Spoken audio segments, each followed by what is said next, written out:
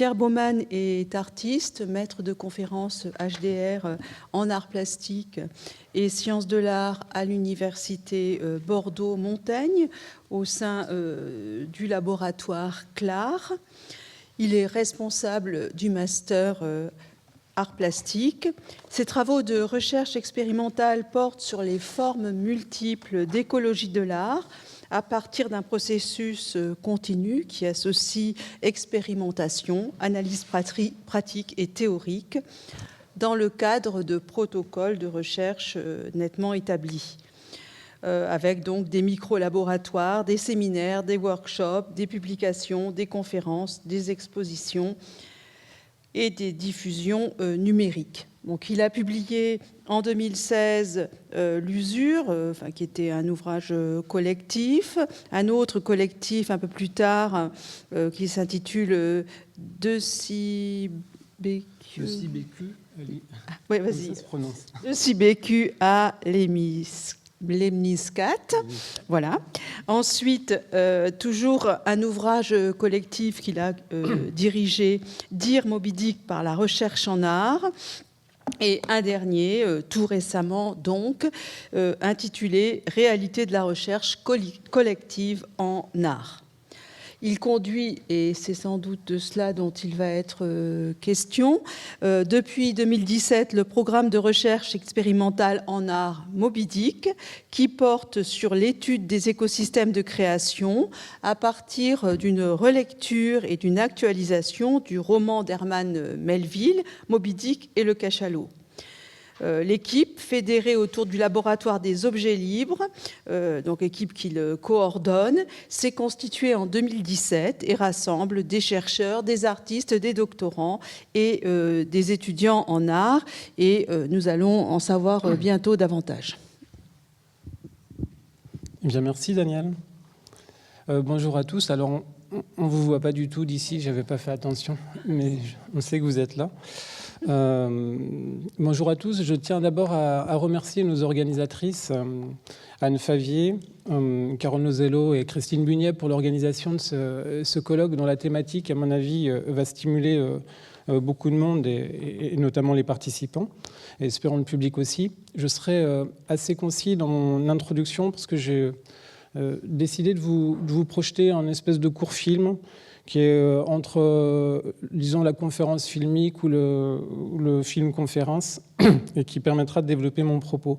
Je reviens simplement sur des éléments de l'argument du projet concernant cette question de la variabilité qui était concis et efficace et qui relevait 6 points, 6 traits de caractère qui étaient, premièrement, je lis, liés à la variabilité inhérente à l'œuvre, deuxièmement, liés à la variabilité des supports, troisièmement, à la variabilité de l'exposition des œuvres au sens large, quatrièmement, à l'influence des modes de transit sur l'apparition des œuvres. Cinquièmement, à la variabilité des médiums. Et sixièmement, dans le contexte présent, à la variabilité des formes de restitution de ces études de la variabilité. En somme, ce dernier point souligne que le facteur même d'analyse et de restitution de la variabilité est lui aussi variable. Alors j'ai fait une remarque, Mazette, on n'est pas rendu. Et sur ce, je vous passe le court document qui me permettra ensuite, au moment des échanges, de répondre à quelques questions. Je pense que vous comprendrez. On va voir si le son démarre, je ne suis pas sûr.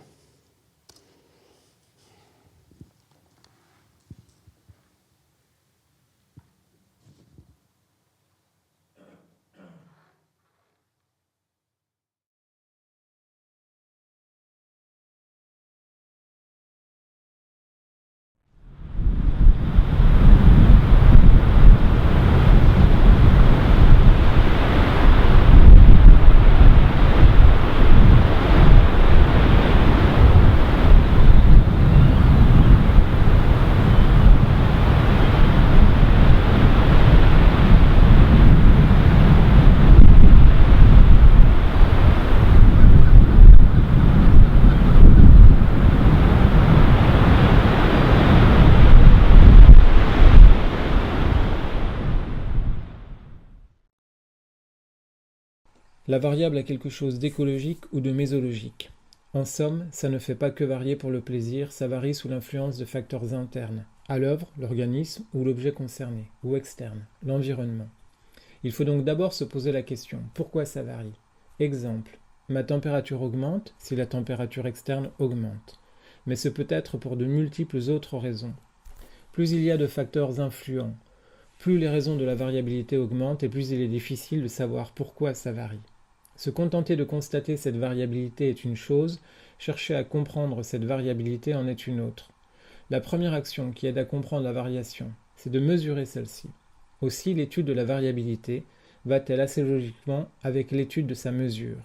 Comment fait-on pour trouver des repères, pour rétablir des équilibres là où tout change? Comment fait-on pour maintenir un bon équilibre de vie? N'y a-t-il pas là le symptôme néfaste d'une société qui inexorablement ne fait rien d'autre que faire fondre le monde écologiquement, politiquement, anthropologiquement, socialement, matériellement? Zygmunt Bauman a consacré une partie de sa vie à étudier la fin des utopies qui caractérisent nos sociétés liquides. Pour Zygmunt Bauman, cette liquidité résulte de 5 ruptures. La première vient du fait que nos sociétés n'ont plus les moyens de maintenir un état durable, elles sont en train de passer d'une phase solide à une phase liquide. Deuxièmement, dit-il, pouvoir et politique sont en instance de divorce. Les politiques conduites localement, un État et un autre, n'ont pas les moyens d'agir correctement à l'échelle planétaire. Troisièmement, je cite encore, la société est de plus en plus envisagée et traitée comme un réseau, plutôt que comme une structure et encore moins comme un tout. Fin de citation. Il n'y a plus de communauté. Quatrièmement, nous vivons dans des sociétés qui raisonnent à court terme, qui misent sur l'oubli plus que sur les connaissances acquises. Cinquièmement, la responsabilité de la résolution des difficultés causées par le caractère changeant et insaisissable des circonstances repose désormais sur les épaules des individus censés exercer leur libre choix et en supporter entièrement les conséquences, écrit Zygmunt Bauman. Rien de réjouissant donc, pourtant on sait que cette lecture n'a rien de marginal. Aussi dans ce contexte peu agréable, il faut être rendu à l'évidence que si notre manière d'appréhender la variable s'en tient de la passivité, on se dérobe à notre responsabilité de penser l'art comme le reste, c'est-à-dire avec écoute, mesure, raison, réserve et adresse. En tout cas, Zygmunt Bauman nous y invite. Je cite. Après tout, les ruptures énumérées plus haut ont pour effet de nous obliger à agir, à projeter des actions, à en prévoir les pertes et profits et à en évaluer les résultats, et ce, dans des conditions d'incertitudes endémiques. Fin de citation. Au risque d'enfoncer des portes ouvertes, il me semble que la recherche en art et la création doivent contribuer activement à la conception d'objets artistiques, quelle qu'en soit leur forme, qui prennent en compte les dangers de la variabilité permanente, les enjeux d'une réelle économie de moyens, du retrait, de l'analyse et de l'écoute. Ceci n'est pas sans conséquence sur la manière de penser l'art et l'artiste. Je n'ai pour l'instant pas tous les éléments suffisants pour répondre, mais on voit bien comment aujourd'hui nombreuses sont les positions artistiques qui abandonnent le clivage entre artiste et recherche, entre art et vie, et ce depuis un siècle, qui redessinent des figures de l'artiste en dehors des économies identitaires, productivistes, consuméristes et mercantiles, telles qu'elles sont encore valorisées par l'essentiel de nos économies culturelles. Les objets qui sont produits ne sont plus seulement des objets artistiques, ils sont plus que des objets spécifiques, ils sont souvent intermédiaires et libres, parfois sans propriété, parfois même profondément inoriginaux. Ce ne sont plus des œuvres d'art, les auteurs ne sont plus des artistes, ce sont des gens qui font, pensent, évoluent, mesurent, transmettent et bougent avec les richesses de la créativité. Cela ne signifie pas que tout est dans tout, mais qu'il est nécessaire de se désemparer d'un certain nombre de principes acquis parce que pour partie devenus inopérants. Il existe de nombreux exemples qui incarnent ce positionnement. Le collectif Micro-Sillon, qui conduit depuis plusieurs années un travail sur Paulo Freire, en est un. Mais dans le cas présent, il est un autre modèle qui incarne assez bien les méandres de la variabilité. Ce modèle, c'est Moby Dick ou le cachalot, publié en 1851 par Herman Melville. Ce modèle est donc d'abord une œuvre littéraire. C'est un texte dont la structure elle-même est fragmentaire. Elle est structurée parce qu'elle est portée par un dessin, certes funeste, mais c'est quand même un dessin. En cela, le roman de Melville est certainement visionnaire. Ensuite, Moby Dick fut écrit parce que Melville est allé auparavant, entre 1841 et 1843, chercher ce que Michel Foucault appelle l'événement. Avec un esprit d'aventure assez exceptionnel est résolument soumis à la variabilité des éléments. Enfin, last but not least, Melville décrit une microsociété instable, aux prises avec un monde liquide, puisque le récit se déroule sur le Pequot, un navire baleinier commandé par le déraisonnable capitaine Ahab. Depuis 2017, nous travaillons sur ce texte pour tenter de comprendre ce qui se joue entre le texte et l'événement. Premièrement, il s'agit d'observer et de mesurer les grands traits de caractère qui se dégagent des 135 chapitres du roman pour construire des objets modèles. Deuxièmement, cela consiste à faire avec la variabilité des médiums pour enregistrer le glissement entre réel et fiction. Il s'agirait de faire de la recherche comme on écrit un roman, d'écrire un roman comme on fait un film, de faire de la recherche comme on fait un film. Troisièmement, cela passe par l'expérimentation. En somme, comprendre les enjeux de la variabilité, c'est aussi prendre des dispositions qui nous permettent non pas de refaire Moby Dick, mais de rentrer en résonance avec nos propres inconstances. Parmi plus d'une centaine, voici 7 chapitres qui résument cette expérience de la variabilité et qui rentrent en correspondance avec les chapitres de Melville.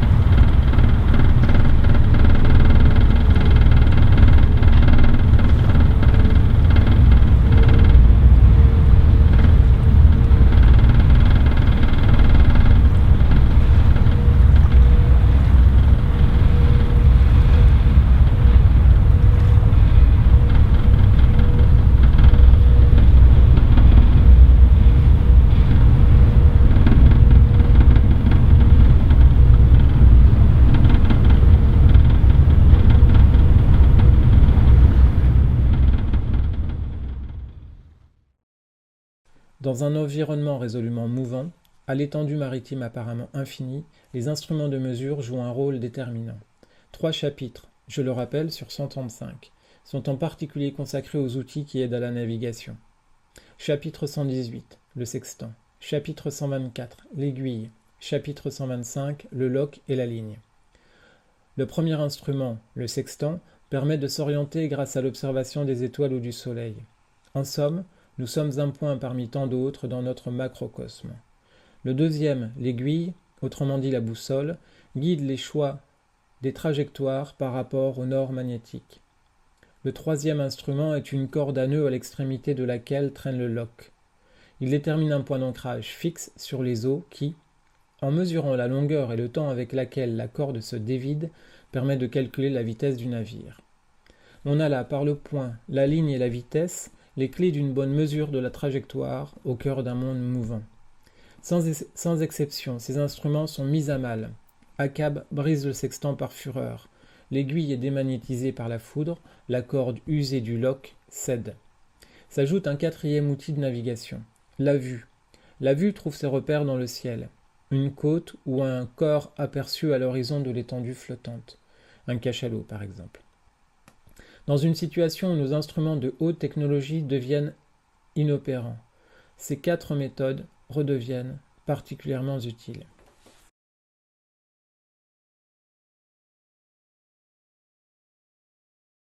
Nosotros desde Chaitén y vamos a navegar hacia Quillón. Esos son 49 millas de navegación, 49 millas náuticas.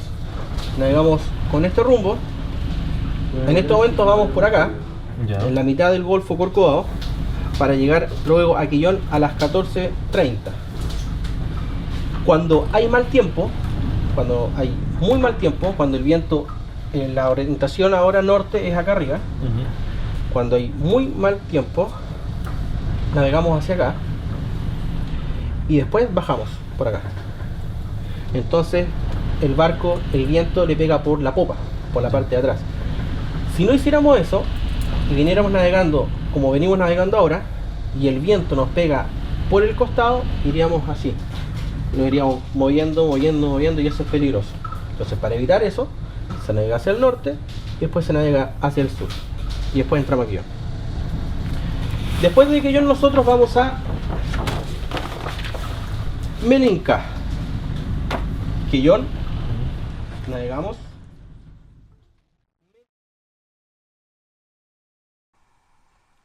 La carte constitue le cinquième instrument essentiel au déplacement. Dans le chapitre 44, Achab consacre chaque soir de longs moments à déterminer des trajectoires et à les corréler en fonction de plusieurs facteurs. Le destin d'un navire baleinier partant de Nantucket au nord-est des États-Unis est d'être au bon moment, en janvier, sur des zones de migration des cétacés qu'on appelle des veines. Achab embarque délibérément un peu trop tard, ce qui lui laisse presque un an pour atteindre sa destination officielle en plein cœur du Pacifique. À cet instant, l'exercice de traduction et de réécriture est engagé et s'organise sous le dessein d'Achab. Faire en sorte que 2 points en mouvement, son navire le Pequot et Moby Dick le cachalot, croisent leur trajectoire avant cette échéance. Là entrent en action les cartes sur lesquelles Achab explore jour après jour le labyrinthe de courants et de retours de marée. À la descente, Achab se détourne du Cap Horn et s'emploie à remonter les vents dans un tracé contraire. Melville écrit « Tout vent quel qu'il fût, mousson, pampero, norrois, harmattan, alizé, à l'exception du levant et du simoun, pouvait donc pousser Moby Dick dans le sillage zigzagant du Pequot, lancé dans sa circumnavigation planétaire. »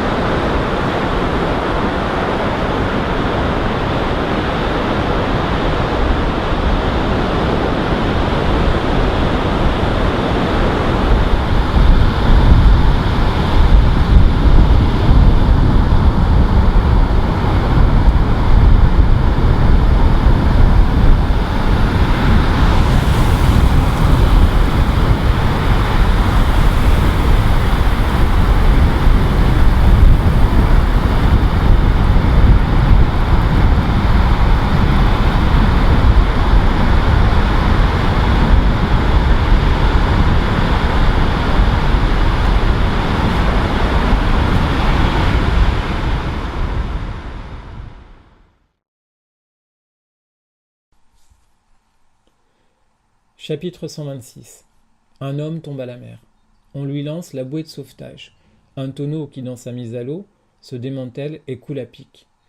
Achab ordonne au charpentier qu'on en fasse une autre, avec le cercueil inutilisé de Queequeg. Contre mauvaise fortune bon cœur, le charpentier s'exécute. C'est là l'une des meilleures expressions du pouvoir de mutation des objets. La bouée des âmes défuntes devient celle des corps vivants.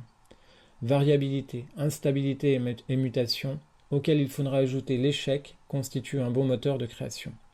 En avril dernier, face à l'impossibilité d'atteindre l'île Mocha au Chili, j'ai décidé d'envoyer Moby Dick à Mocha par la mer.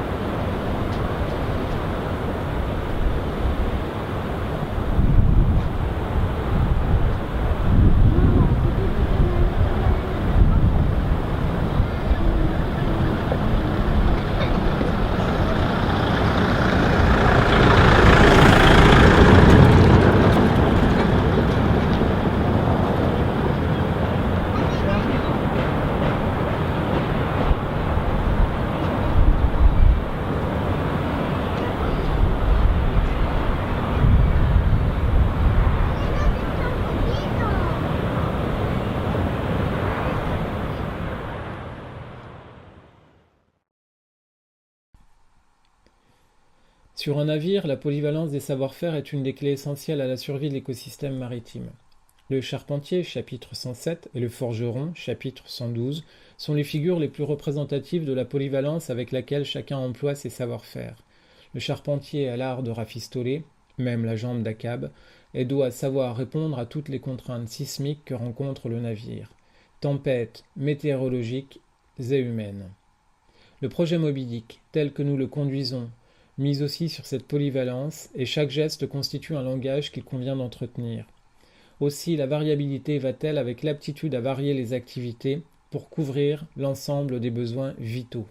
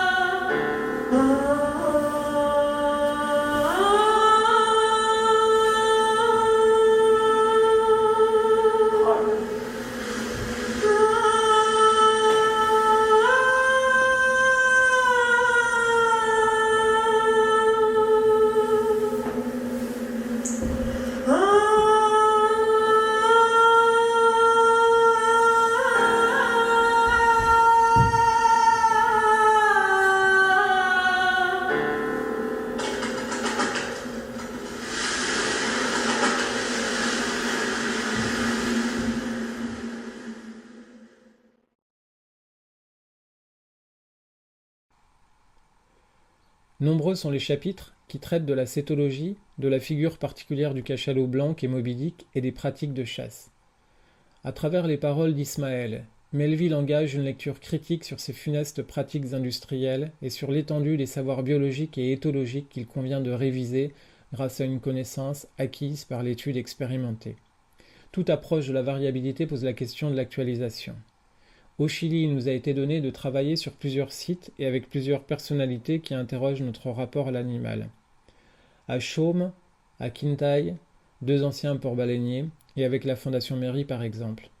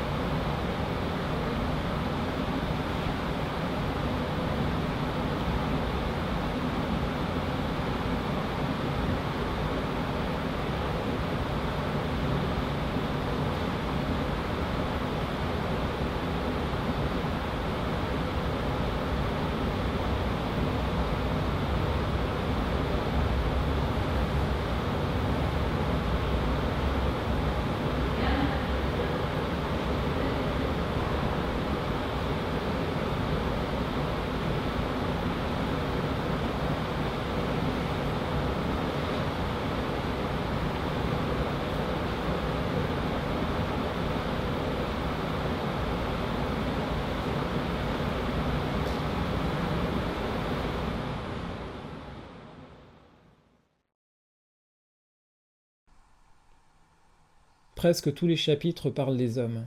Sur le navire, la population n'est pas représentative de notre société, puisqu'il n'y a aucune femme. Ce travers explique peut-être pourquoi son destin est funeste, et aussi pourquoi, par ailleurs, nous nous sommes intéressés à d'autres romans, tels que celui de Catherine Poulain, Le Grand Marin, qui raconte la vie d'une femme sur un bateau de pêche en Alaska. Toutefois, le Péco est un bon modèle et un bon contre-modèle. Il permet d'observer attentivement comment chaque homme contribue à tresser subtilement, parfois avec violence, un écosystème capable de survivre dans les milieux les plus hostiles qui soient. Aussi l'équipage développe-t-il une intelligence collective remarquable.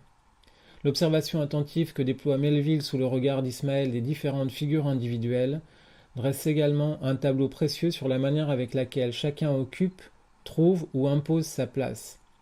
Dans ce contexte, la figure d'Akab est-elle emblématique d'une ambivalence entre instabilité monomaniaque et intelligence extrême du monde mouvant. Chaque figure dessine-t-elle des contours de personnalités humaines très différentes. Celle d'Ismaël étant probablement celle qui pourrait constituer le guide le plus actuel pour naviguer avec intelligence au cœur de la mobilité contemporaine.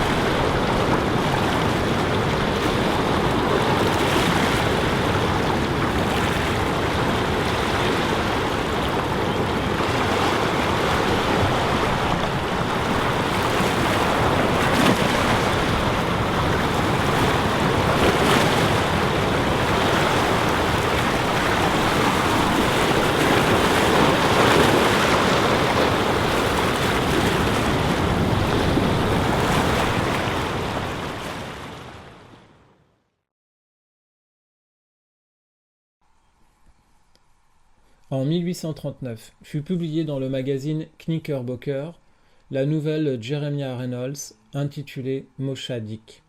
Il y décrit un grand cachalot blanc qui croisait souvent au large de l'île Mocha, non loin des côtes chiliennes. Melville a de toute évidence lu la nouvelle, tel est en tout cas l'avis d'un des plus éminents biographes de Melville, Herschel Parker. Melville décide alors de prendre le large, pour voir le Pacifique et s'embarque, âgé de 22 ans, au tout début de 1841, sur le baleinier l'Acushnet, au départ de New Bedford, et il arpente le monde pendant presque 3 ans. Melville ne mit jamais un pied sur l'île Mocha, mais on peut supposer que sans Mocha, l'œuvre de Melville aurait pris un tout autre tournant, ou n'aurait peut-être pas existé, si ce n'est en faisant de sa vie une œuvre. La vie n'est faite que de variabilité. Aussi nous avons cherché à remonter ces traces documentaires et romanesques, ainsi que celles de l'industrie baleinière pour tenter de comprendre comment l'aventure alimente le récit, comment plus encore, à l'instar de l'aventure darwinienne, elle nourrit l'imagination et l'invention pour longtemps. En somme, si la variabilité est un symptôme de déclin, elle est aussi le meilleur moteur de création. Elle détermine un style de vie qui, en dehors de toute intention programmatrice, permet de cultiver l'attention, la mobilité, la disponibilité et l'inventivité nécessaires à toute écriture créative.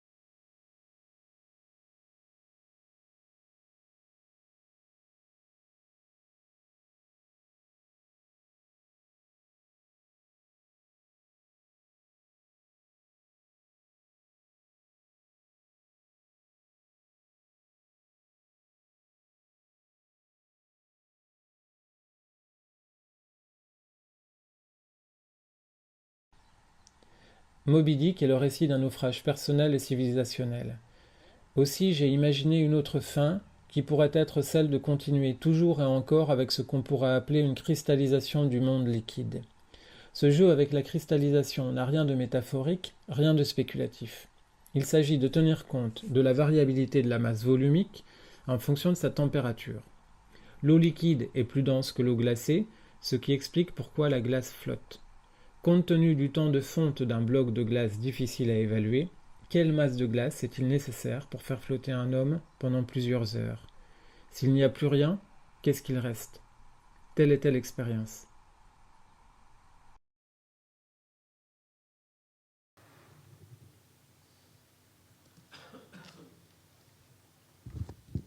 J'ai fini.